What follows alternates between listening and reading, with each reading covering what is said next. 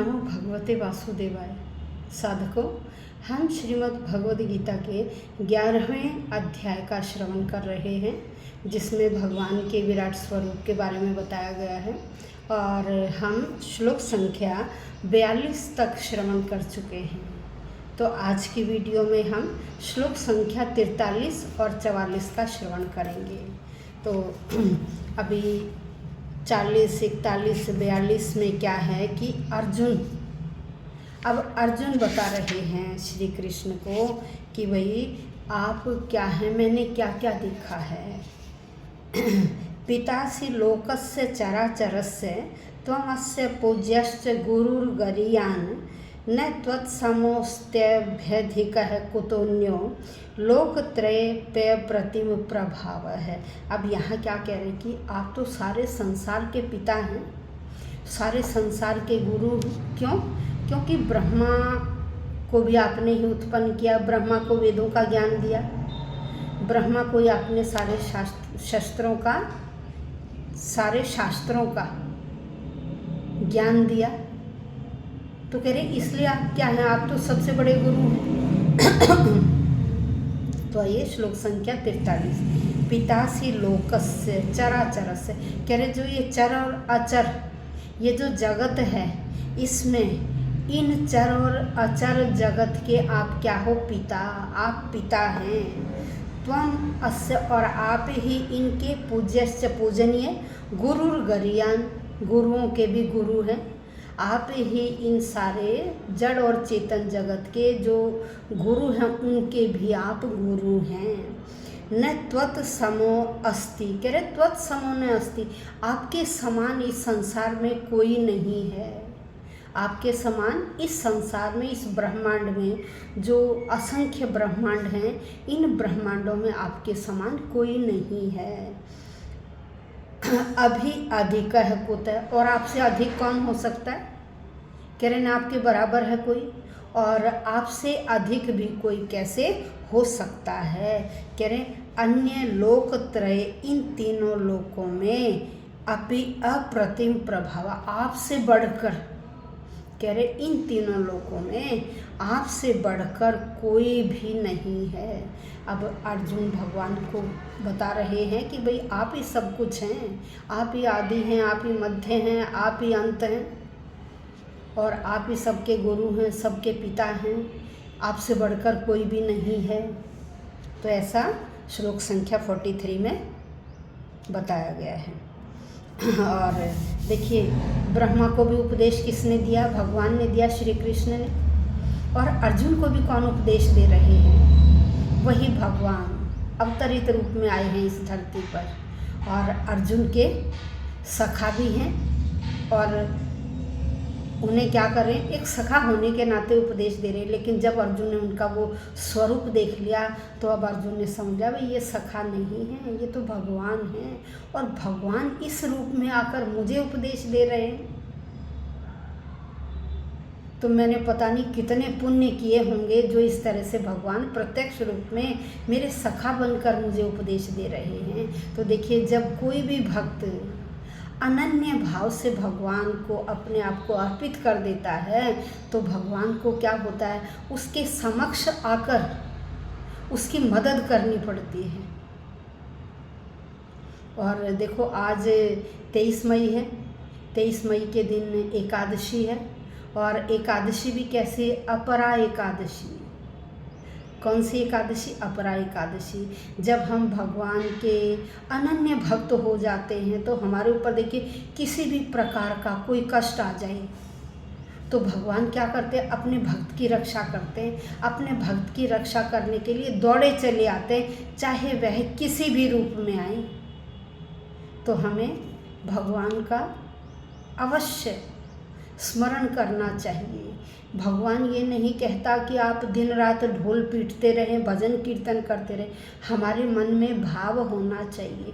अगर 1 मिनट भी जब हम भगवान से सीधा संपर्क कर रहे हैं, उस समय केवल और केवल हमारा भाव क्या हो कि मैं भगवान को अर्पित, अपने आप को अर्पित कर रहा हूँ हर तरह से। वही सब कुछ है, मैं कुछ नहीं हूँ। जब व्यक्ति अहंकार छोड़ देता है, देखिए अहंकार छोड़ना बहुत मुश्किल है। जब हम अहंकार छोड़ देते हैं तो उस समय हमें समझ में आ जाता, अरे हम तो कुछ भी नहीं हैं, हम तो कुछ भी नहीं हैं। जिस अहंकार में डूबे हुए थे वह अहंकार ही उस इंसान को ले डूबता है।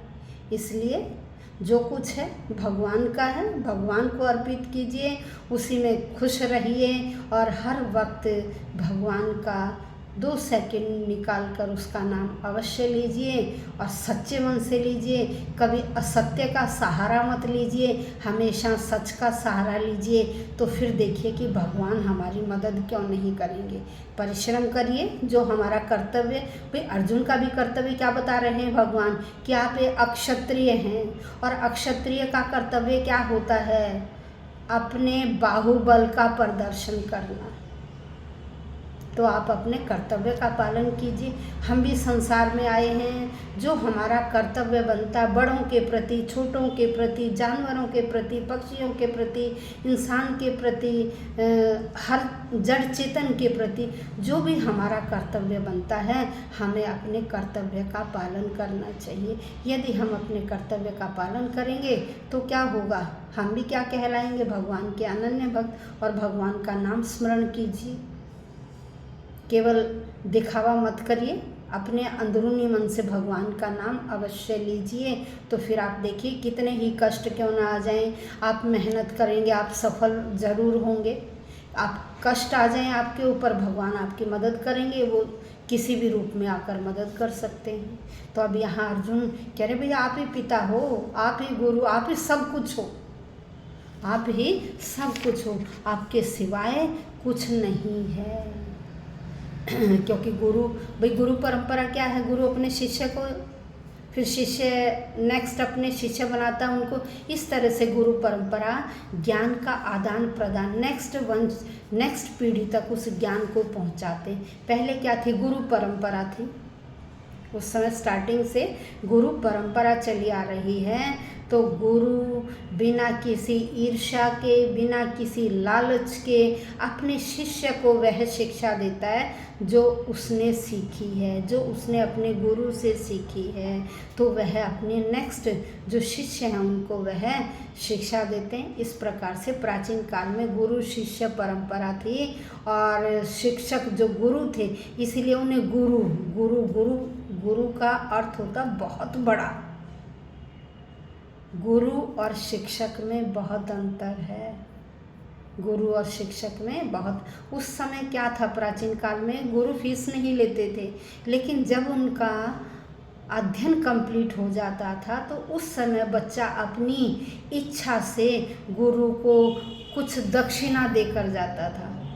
उस ज़माने में किसी के अन्न था तो वो गुरु को थोड़ा सा अन्न दे जाता था, किसी के धन धान्य कुछ और होता तो वह गुरु को दक्षिणा में कि मैंने अपनी जो पढ़ाई है बहुत अच्छी तरह से पूरी की और आपकी ये पर आपने मुझे इतना ज्ञान दिया, उसके बदले में मैं आपको एक छोटा सा उपहार दे रहा हूँ।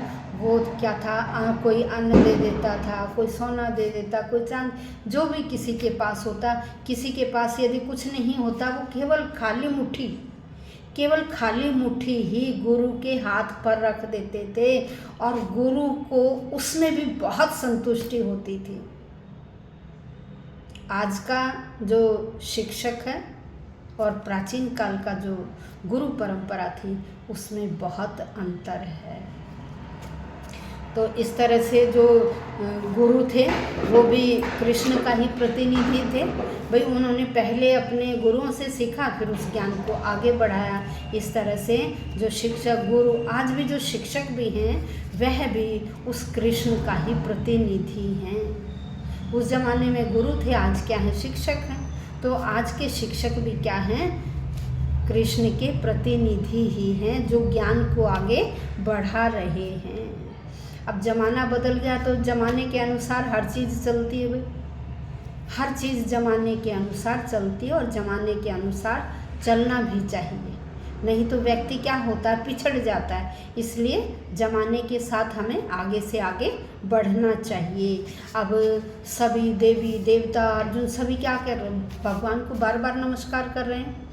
भगवान को कह रहे हैं आगे से नमस्कार, पीछे से नमस्कार, सारी दिशाओं की ओर से नमस्कार। सभी देवता और जो भी विराट स्वरूप देख रहे थे सभी भगवान को बार बार नमस्कार कर रहे हैं। तो भगवान से बढ़कर कुछ भी नहीं है। जो व्यक्ति भगवान का भजन कीर्तन नाम लेता है और वह कोई बुरा कार्य नहीं करता, इस संसार में आने के बाद अंत में वह भगवान के उस वैकुंठ लोक को ही प्राप्त करता है, उस वैकुंठ धाम को ही जाता है, जिसे गोलोक कहा जाता है। और भगवान के बराबर तो भाई कोई भी नहीं है, न कोई हुआ है और न ही कोई हो सकेगा। न अब तक कोई भगवान के बराबर हुआ है कोई इंसान। देखिए भगवान अवतार लेते हैं, जब जब जिस जिस युग में अधर्म बढ़ जाता है तो भगवान उस अधर्म को ख़त्म करने के लिए किसी न किसी रूप में अवतरित होते हैं। कभी भगवान ने मत्स्य का अवतार लिया, कभी भगवान ने कूर्म का अवतार लिया, कभी भगवान ने वराह का अवतार लिया। तो इस तरह से भगवान ने अनेक अवतार लिए। किस लिए? इस संसार में बैलेंस रखने के लिए। जब अधर्म बढ़ जाता तो अधर्म के नाश के लिए भगवान ने समय समय पर अपना अवतरित रूप लिया है। और जब अवतरित रूप लिया तो वो हमारे की तरह हैं, हम इंसानों की तरह हैं। हाथ हैं, पैर हैं, आँख है, नाक है, कान है, चलते हैं, फिरते हैं, खाते हैं। यह सब करते हुए भी वह क्या करते हैं, समाज की भलाई करते हैं। तो आइए अब हम श्लोक संख्या 44 पर चलते हैं। क्या है इसमें? तस्मात् प्रणम्य प्रणिधाय कायं प्रसादये त्वाम अहम ईशम ईडयम पितेव पुत्रस्य सखेव सख्युः प्रियः प्रियाया अर्हसि देव सोढुम्। अब यहाँ अर्जुन कह रहे हैं कि देखिए आप तो सभी जीवों के क्या हैं, पूजनीय हैं। आप तो सभी जीवों के पूजनीय हैं और मैं भी आपको क्या झुक कर, कह रहे मैं झुककर साष्टांग प्रणाम करता हूँ। साष्टांग प्रणाम क्या होता है? ज़मीन पर लेटकर जो हमारे अंग हैं उनका ज़मीन से स्पर्श करके और बिल्कुल लेटकर हम जब प्रणाम करते हैं तो वह साष्टांग प्रणाम कहलाता है।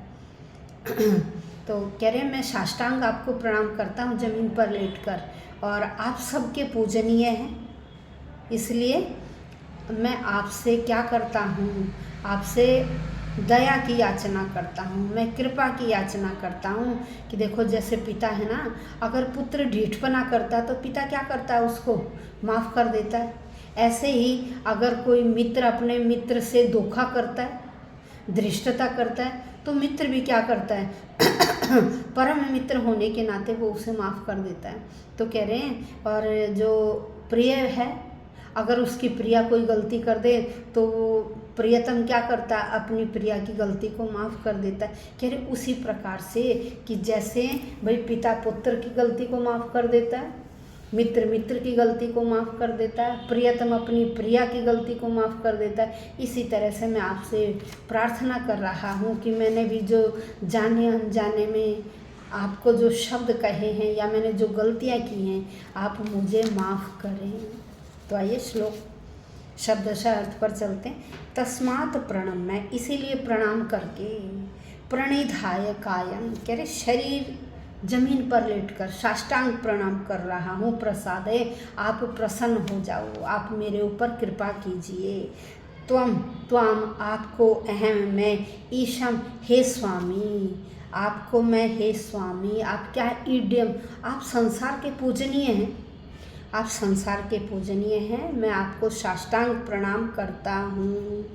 जैसे पितेव पुत्रस्य, जैसे पिता पुत्र के धृष्टता को माफ़ कर देता है, ऐसे सखेव सख्युः, मित्र मित्र के धोखे को या धृष्टता को माफ़ कर देता है। प्रिय है प्रियायाः, और प्रियतम अपनी प्रिया की गलती को माफ़ कर देता है।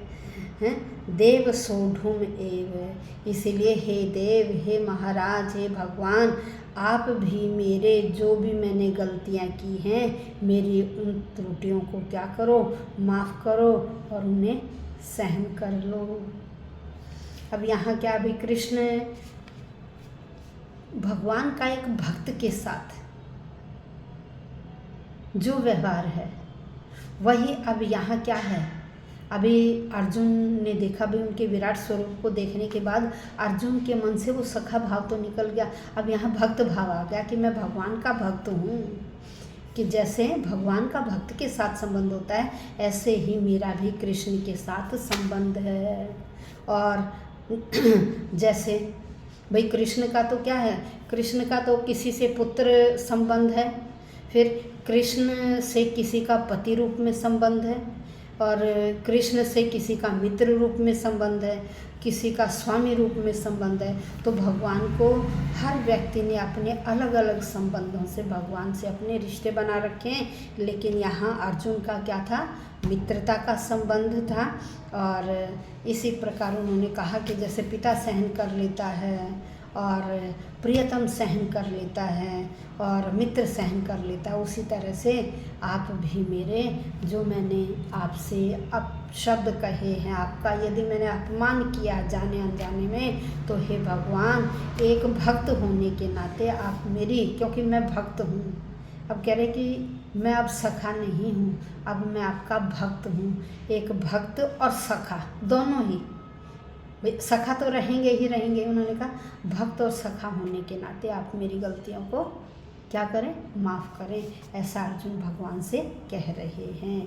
ओम नमः वासुदेवाय। साधकों कमेंट में अवश्य लिखिएगा।